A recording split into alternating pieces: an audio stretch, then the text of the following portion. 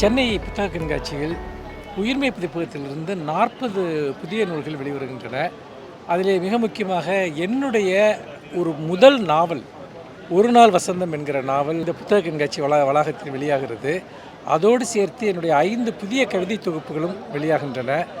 இந்த புத்தக கண்காட்சியில் சேனன், அதாவது ஈழத்து எழுத்தாளர் சேனன் எழுதிய லண்டன்காரர் என்கிற ஒரு புதிய நாவலை வெளியிட்டிருக்கிறோம்.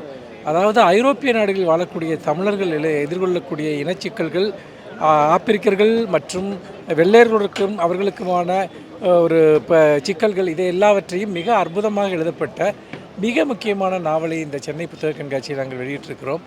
அதே போல் சார்லி சாப்ளின் பற்றியும் கலைவாணர் NSK கிருஷ்ணனை பற்றியும், அவர்களுடைய சார்லி சாப்ளின் கலையும் வாழ்வும், NS கிருஷ்ணன் கலையும் வாழ்வும் என்கிற 2 மிக முக்கியமான நூல்கள் இந்த சென்னை புத்தக கண்காட்சியில் வெளிவருகின்றன. அதோடு சரவணன் சந்திரன் எழுதிய பல நாவல்கள் புதிய பதிப்புகளாக வெளிவர இருக்கின்றன. நிறைய கவிதை தொகுப்புகள் வெளிவருகின்றன, கட்டுரை தொகுப்புகள் வெளிவருகின்றன, சினிமா குறித்த நூல்கள் வெளிவருகின்றன. ஒரு 40க்கும் மேற்பட்ட நூல்களுடன் ஒரு மிகப்பெரிய ஒரு கவனத்தை ஈர்க்கக்கூடிய வகையில் இந்த வருடம் நாங்கள் இந்த சென்னை புத்தக கண்காட்சிக்கு உயிர்மை பதிப்பகத்திலிருந்து நூல்களை கொண்டு வந்திருக்கிறோம். இந்த வார நாட்களிலும் கூட வாசகர்களுடைய பெரும் ஆதரவை பார்க்க முடிகிறது. பெருந்திரளாக வாசகர்கள் வந்து கொண்டிருக்கிறார்கள். வார இறுதியில் ஒரு மிகப்பெரிய அளவிற்கான ஒரு விற்பனை இங்கு இருக்கும் என்று நாங்கள் நம்புகிறோம்.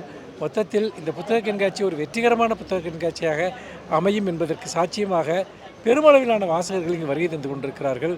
அந்த வகையில் பதிப்பாளர்கள், எழுத்தாளர்கள், வாசகர்கள் எல்லோருமே ஒரு மகிழ்ச்சியுடன் இந்த கண்காட்சியை எதிர்கொண்டிருக்கிறார்கள்.